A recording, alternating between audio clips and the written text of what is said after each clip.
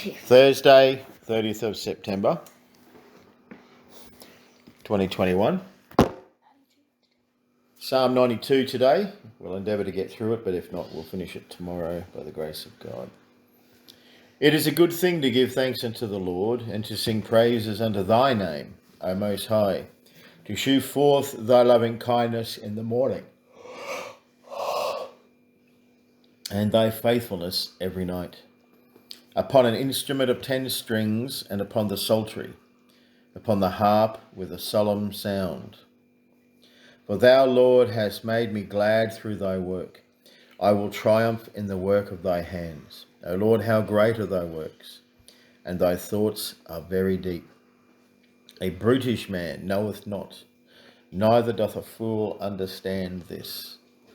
When the wicked spring as the grass, and when all the workers of iniquity do flourish, it is that they should be destroyed for ever. For thou, Lord, art most high for evermore. For lo, thine enemies, O Lord, for lo, thine enemies shall perish. All the workers of iniquity shall be scattered. But my horn shalt thou exalt like the horn of an unicorn. I shall be anointed with fresh oil. Mine eye also shall see my desire on mine enemies, and mine ears shall hear my desire of the wicked that rise up against me. The righteous shall flourish like the palm tree. He shall grow like a cedar in Lebanon. Those that be planted in the house of the Lord shall flourish in the courts of our God. They shall still bring forth fruit in old age. They shall be fat and flourishing. To shew that the Lord is upright, he is my rock, and there is no unrighteousness in him. Let's look at the first and the last verse. It is a good thing to give thanks unto the Lord, to sing praises unto thy name, O Most High, to shew that the Lord is upright. He is my rock, and there is no unrighteousness in him. Who is the rock? Who is the rock? Christ. Do we have an agreement there? Mm-hmm. Is Christ the rock? God's the rock? Christ. Yes, God, Christ. All right, so what's it talking about here? Why the rock? Why does he end with that? What's so special about a rock? It's solid. Yeah, but what gets built on the rock? It's where your foundation is laid. The house. The house. The house, the foundation is laid.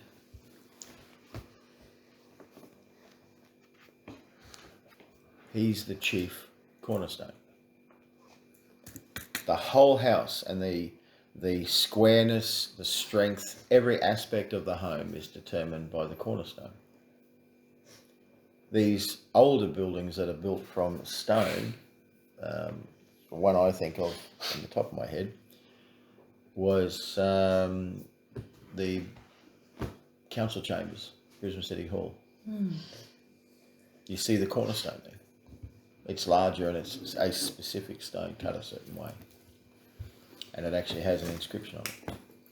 The cornerstone, laid such and such a date. It's chiselled in it by the masons who chiselled it and made it. Think of Christ here. You cannot have a religion without Christ. You cannot have your Christian faith without the founder of the faith. Mm.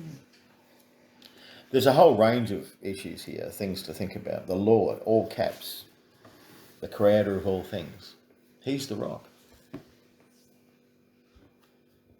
There is no unrighteousness in him. Is there unrighteousness in you? What are you going to do about that? Who's your rock? From whence have you come? From whom have you come? From whom have you come? Christ. Yeah.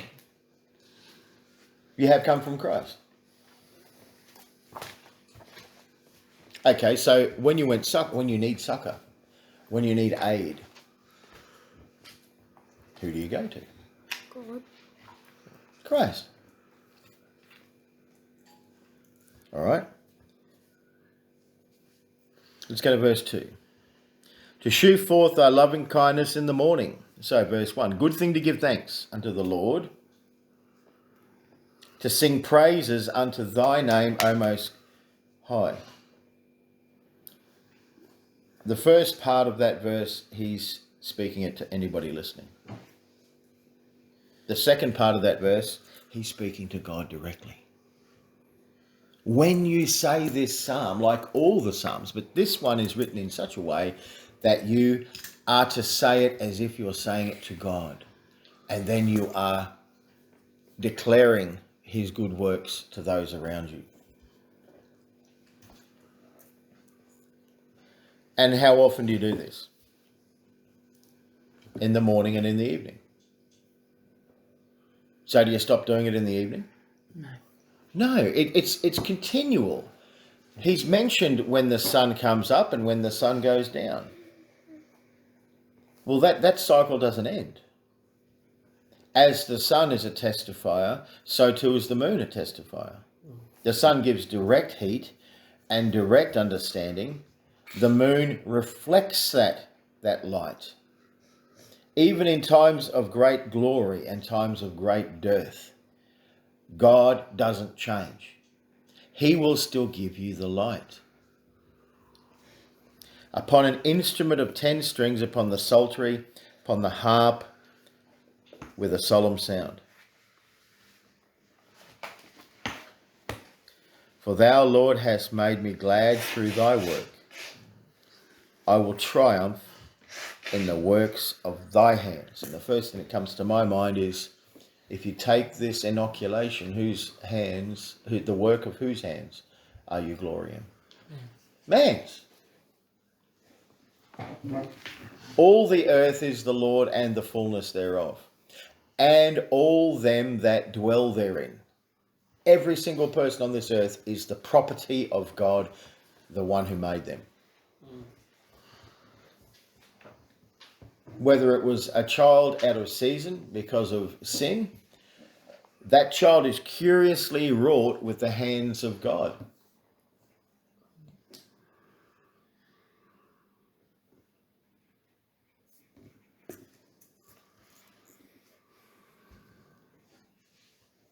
Thou hast made me glad through thy work. If you're not glad at the work of God, if you can just look at this creation, even though a fallen creation, it's still his creation, I rejoice in the fallen creation. Why, you would say? Oh, is it perfect? What do I crave? Look at verse 15. He is my rock. I crave the perfect creation of my rock. Abraham looked unto a city whose builder and maker is God. That's the one we look unto. The works of God's hands. We know what he has done by what we can see. If the curse wasn't put into the earth, would there be a curse now? No. But it would be marred through sin. See, the purpose of a curse is to destroy. But I keep telling you that every act of God is redemptive. If a soul will not yield unto God, the Lord will destroy that soul, and that is redemptive to those around him.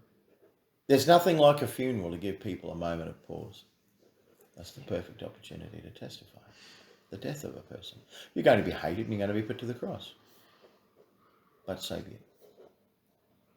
Because whose works do you declare? Your Lord's. Your rocks.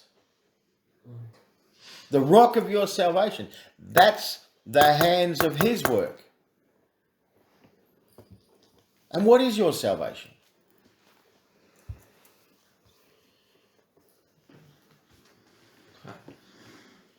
Who knows what a catechism is?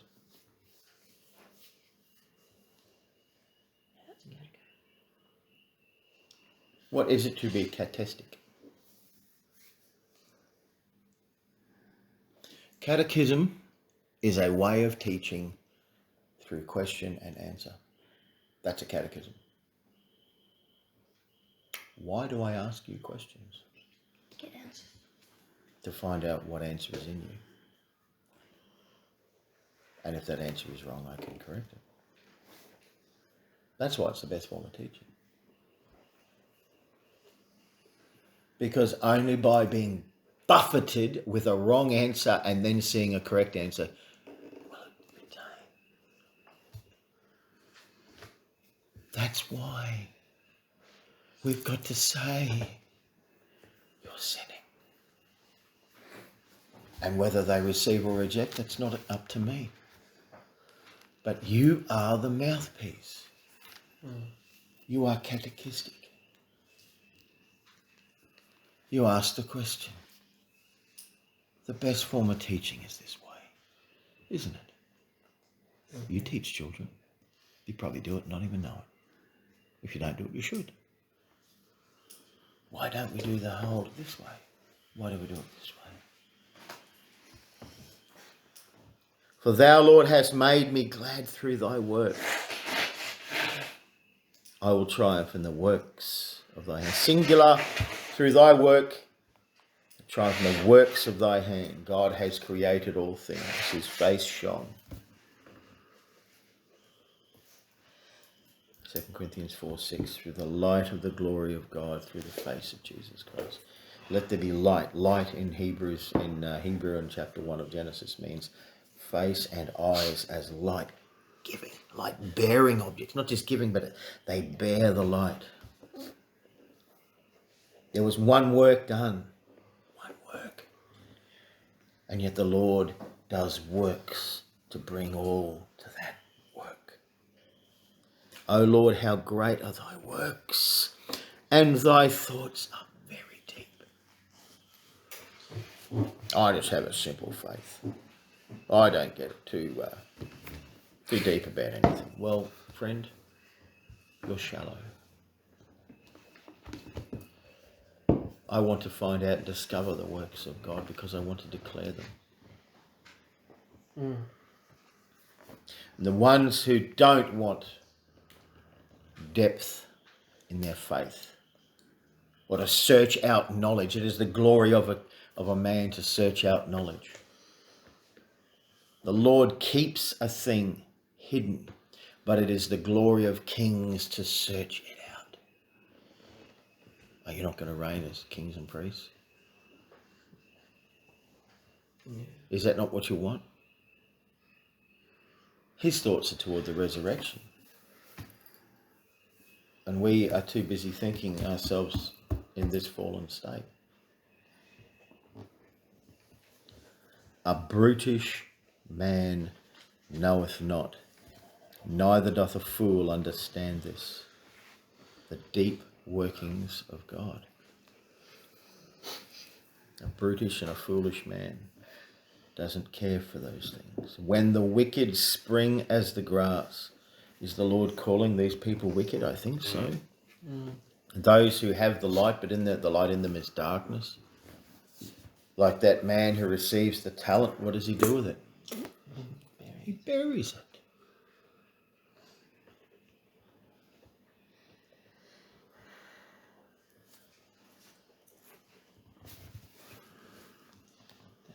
Spring is the grass, and when all the workers of iniquity do flourish.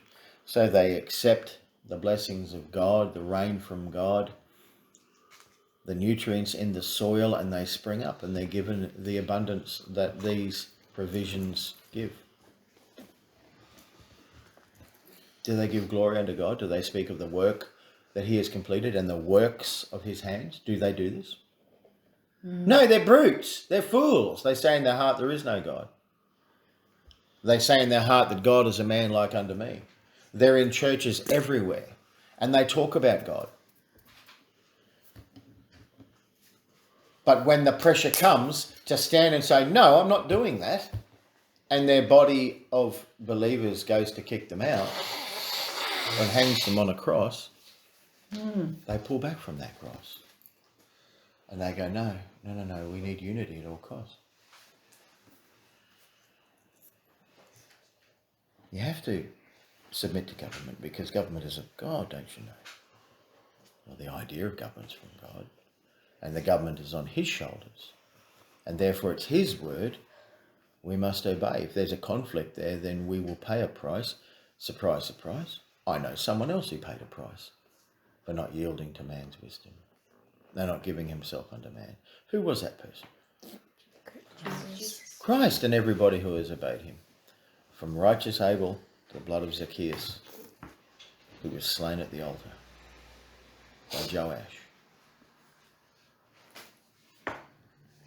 When the wicked spring as the grass, when all the workers of iniquity, they're in God's Son. They're taking God's reign. They're growing up in the fertile soil that God has provided. These are people in the body of Christ. These are people who claim to be Christians. The workers of iniquity do flourish. Iniquity is saying, I am of the light, but they don't project the light. Their darkness they project. They have the light, they have the truth, but they're showing darkness that is in them because they are in unbelief. They do not believe. Is this you?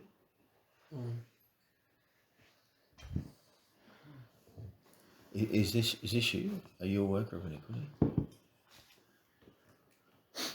Are you a fool? Are you a brute?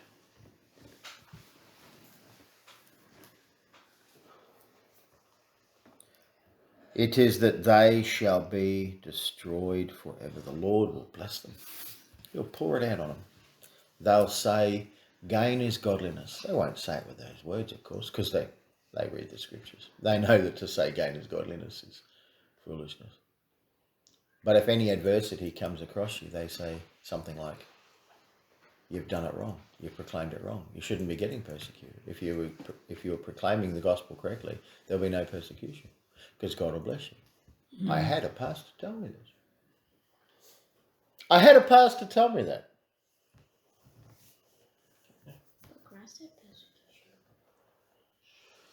For them that live godly in Christ Jesus shall suffer persecution. Yeah. I did a bit of a search through LinkedIn of this particular pastor recently. And they have aligned themselves, a Pentecostal movement, they have aligned themselves with the Roman Catholic missionaries group. When the wicked spring as the grass, when all the workers of iniquity do flourish, it is that they shall be destroyed forever. Forever. But thou, Lord, art most high forevermore. So they're destroyed, but the Lord is over them all. Satan shall be under our feet shortly.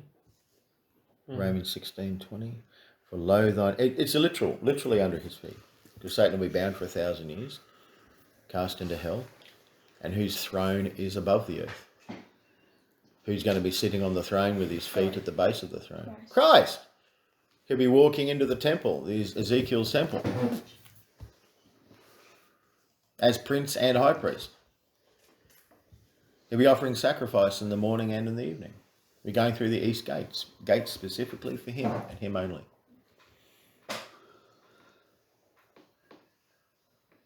There was the east gate of Jerusalem. When the Mohammedans took it over, you know what they did? They bricked it up. Because they knew the prophecies that Christ was coming through the east gate. I'm not joking.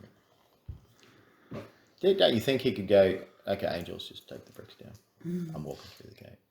Yeah, he did walk through walls, if I remember correctly. Yeah. Oh, I gotta love them somehow. Thine enemies, O Lord, for that lo, thine enemies shall perish, all the workers of iniquity shall be scattered. Oh, what a day that will be. Just as you see iniquity on this earth today and righteousness as mere specks of light, it will be exactly reversed in the millennial reign, and then in the perfect age, done away with entirely. But my horn shalt thou exalt like the horn of an unicorn. What's that proverb say? Through an angry countenance, wicked are scattered or something. I can't remember By my horn shalt thou exalt like the horn of an unicorn. I shall be anointed with fresh oil. Number 721. I can't read it. It's too small, that number there. 7214? Yeah.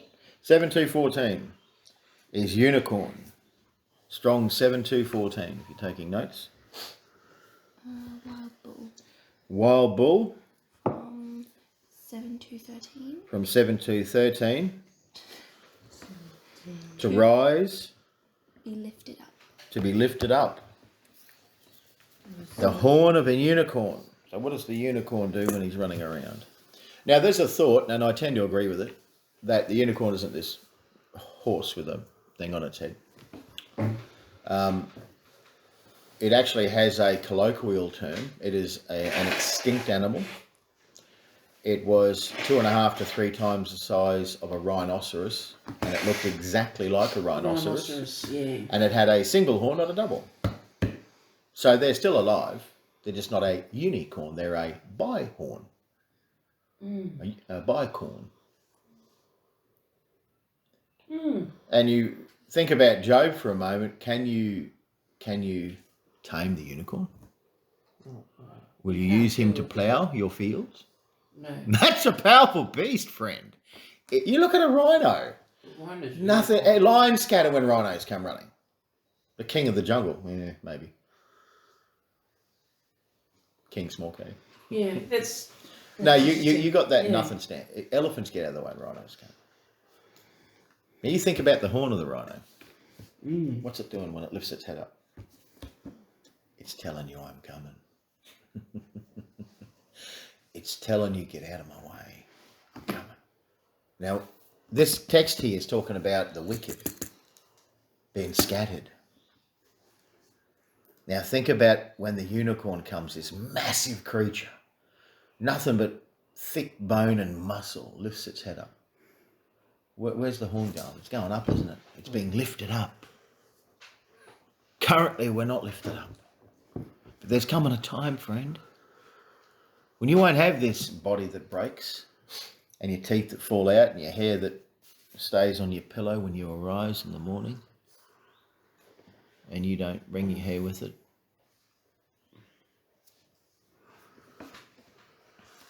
My horn shalt thou exalt like the horn of an unicorn. I shall be anointed with fresh oil, not stale oil that's often stinks, and the fly in the ointment of the apothecary. Mine eye also shall see my desire on mine enemies. Who's your enemy? Look at verse 7. The wicked, they spring as the grass. Psalm 73, that poor man, Asaph. They seem to have no trouble. They seem to have great wealth. They seem to have these, they seem to be so blessed of God. They say gain is godliness. But then when I entered into the temple of the Lord, then I remembered their end. The wicked shall be scattered. Thine enemy shall perish. All the workers of iniquity shall be scattered. Verse 9. But my horn. So the implication is here that you might not be looking like your green grass. You might not be looking like you have a lot of things. And you might not be a glorious thing of this earth, but that's okay. God chooses the foolish things of this earth to confound the workers of iniquity. The foolish things of this earth to confound the wise. And mine ears shall hear my desire of the wicked that rise up against me. Christ suffered the contradiction of sinners. They claimed to have the light, but yet they stirred Rome to nail him to a cross. It's murderous. That's the murder. That is so iniquitous. Iniquity is when you claim the light, defend the book, have the right translation, but then you have no time or care for anyone who isn't of your breed and your ilk. And the Samaritan is the only one who comes to the man who's beaten by robbers. And the defenders of the King James Bible went across onto the other side of the street. The scribe and the priest. The righteous shall flourish like a palm tree, the palm tree. He shall grow like a cedar in Lebanon. Those that be planted in the house of the Lord shall flourish in the courts of our God. Oh, this is interesting. There's an event coming. Someone is bringing someone to a bridegroom. What event's that? The wedding. It's a wedding, isn't it? What are the courts of a king?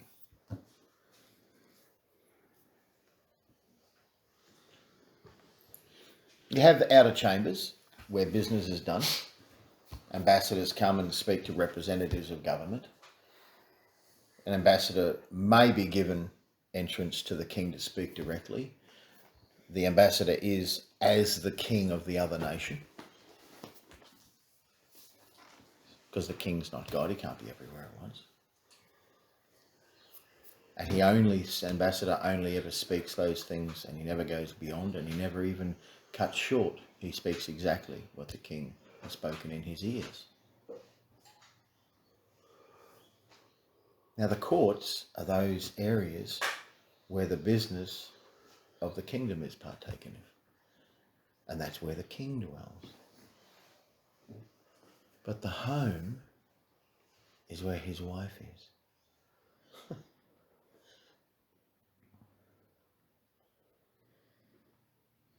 Where's the home now? We have it? No. No, it's not here yet. He's coming back to prepare a house for her.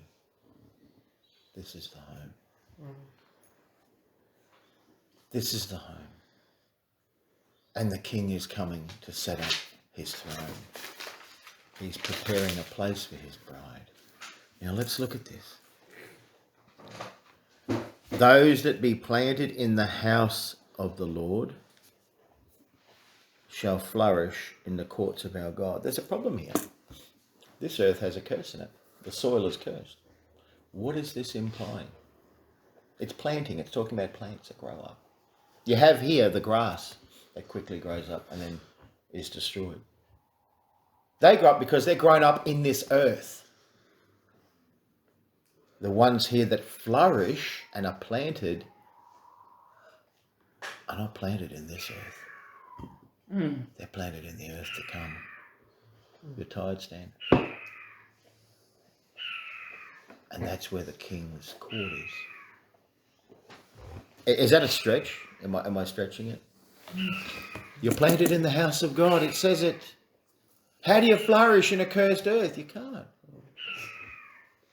You'll fade away and die, and your body will rot and go to dust. This isn't talking about dust. This is talking about eternity, your eternity. Why? Look at the first. It is a good thing to give thanks unto the Lord, to sing praises unto thy name. Pray, Lord. Flourish in the courts of our God. They shall still bring forth fruit in old age. They shall be fat and flourishing. It's not talking about corpulence. It's talking about having left over, above what you need. You're not just stick and bone, barely surviving, barely getting enough food in. You're starting to actually put on some, so you're not so lean, you're starting to actually put on some mass. Not so you can see the striations of your muscle. It's not talking about corpulence. It's talking about having more than you need. That's not now. You're in a wilderness now. You're in the desert place. You're going to go across the Jordan soon, friends. The fourth, fruit in old age. What does that sound like? Fruit in old age. A shoot, a pure river of water of life, clear as crystal, proceeding out of the throne of God and of the Lamb. In the midst of the street of it, on either side of the river, was there the tree of life, which bare 12 manner of fruits, and yielded her fruit every month, and the leaves of the tree were for the healing of the nations. There shall be no more curse, but the throne of God and of the Lamb shall be in it, and his servants shall serve him. Your hope is in the throne of your God. Do you serve your God, the God here on this earth, who will come after the first Adam? Or do you serve the one who has the throne to come, who is the last Adam? To shew that the Lord is upright. He's going to do this. Be patient, it's not yet. But just a little while. And he'll call you. Come away, my fair one. Come away, my love. And he will call you like the Shulamite in the Song of Solomon. Come away, my fair one. Come away, my love. He'll do this to shew the Lord is upright. He is my rock. And he's not of this earth. There's no unrighteousness in him. Hold fast the profession of your faith. Hold fast. For yet a little time. And he will call you unto himself.